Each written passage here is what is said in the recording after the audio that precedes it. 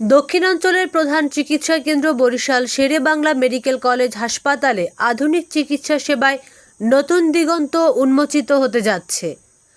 দীর্ঘ 10 বছর ধরে অচল থাকা এমআরআই এবং 4 বছর ধরে বন্ধ থাকা ক্যাথল্যাব মেশিনের পরিবর্তে সম্পূর্ণ নতুন ও অত্যাধুনিক মেশিন স্থাপনের প্রক্রিয়া চূড়ান্ত পর্যায়ে রয়েছে। হাসপাতালের বর্তমান প্রশাসনের ঐকান্তিক প্রচেষ্টায় টেন্ডার কার্যক্রম শেষ হওয়ায় এখন কেবল মেশিন বুঝে পাওয়ার অপেক্ষা। হাসপাতাল সূত্রে জানা যায় 2008 সালে সিএমএসডি এর মাধ্যমে সেবাচিম হিটাচি কোম্পানির একটি এমআরআই মেশিন সরবরাহ করা হয়েছিল। 2014 সাল পর্যন্ত সচল থাকার পর এটি সাময়িকভাবে বিকল হয়। পরবর্তীতে মেরামত করে 2016 সাল পর্যন্ত কোনো মতে সেবা দেওয়া হলেও এরপর থেকে এটি পুরোপুরি অচল হয়ে পড়ে। দীর্ঘ 1 দশক এমআরআই সেবা বন্ধ থাকায় সাধারণ রোগীদের বেসরকারি ডায়াগনস্টিক সেন্টারে চড়া মূল্যে পরীক্ষা করতে হয়েছে। সরকারি মেরামত প্রতিষ্ঠান নিমিউ 2020 সালে অডিট শেষে মেশিনটিকে স্থায়ীভাবে পরিত্যক্ত ঘোষণা করে নতুন মেশিন কেনার সুপারিশ করে। একইভাবে হৃদরোগীদের জন্য 2014 সালে ফিলিপস কোম্পানির একটি ক্যাথল্যাব মেশিন হাসপাতালে আনা হয়েছিল। 2022 সাল পর্যন্ত এটি মোটামুটি সেবা দিলেও এর লাইফ টাইম শেষ হয়ে যাওয়ায় এটিও অকেজো হয়ে পড়ে। ফলে দক্ষিণাঞ্চলের একমাত্র সরকারি এনজিওগ্রাম সেবা বন্ধ হয়ে যায় এবং রোগীদের ব্যয়বহুল খরচে ঢাকা বা বেসরকারি ক্লিনিকে ছুটতে হয়।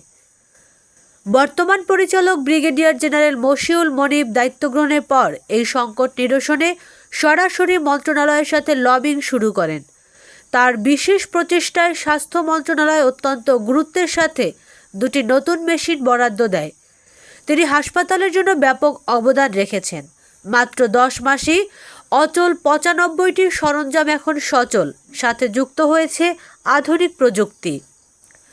পরিচালকের সাহসী ও দূরদর্শী নেতৃত্বে দক্ষিণাঞ্চলের সাধারণ মানুষের জন্য উন্নত চিকিৎসার এক নতুন দিগন্ত উন্মোচিত হলো। আইসিটি বিভাগের দায়িত্বপ্রাপ্ত কর্মরত সাইফুল ইসলাম জানান, বর্তমান পরিচালক স্যারের অক্লান্ত পরিশ্রমে ও ব্যক্তিগত লবিংয়ের কারণে দ্রুততম সময়ে এই মেশিনগুলো বরাদ্দ পাওয়া সম্ভব হয়েছে। তিনি আসার পর থেকেই হাসপাতালের উন্নয়নে বড় বড় পদক্ষেপ গ্রহণ করেছেন। হাসপাতালের সহকারী পরিচালক অর্থ ভান্ডার ডাক্তার মোনায়েম সাদ জানান, নতুন এমআরআই এবং ক্যাথল্যাব মেশিন আমদানির প্রক্রিয়া বর্তমানে টেন্ডার কার্যক্রম শেষে চূড়ান্ত পর্যায়ে রয়েছে। ঢাকা থেকে কেন্দ্রীয়ভাবে শীঘ্রই এগুলো হাসপাতালে পৌঁছে দেওয়া হবে। এরপরই নিয়মিতভাবে শুরু হবে এমআরআই ও এনজিওগ্রাম পরীক্ষা। এ বিষয়ে সেবাচিম পরিচালক ব্রিগেডিয়ার জেনারেল মশিউল মনিব বলেন, আমরা রোগীদের কষ্ট লাঘবে পুরাতন অকেজো মেশিন সংস্কারের পরিবর্তে নতুন ও অত্যাধুনিক মেশিন আনার উদ্যোগ নিয়েছি।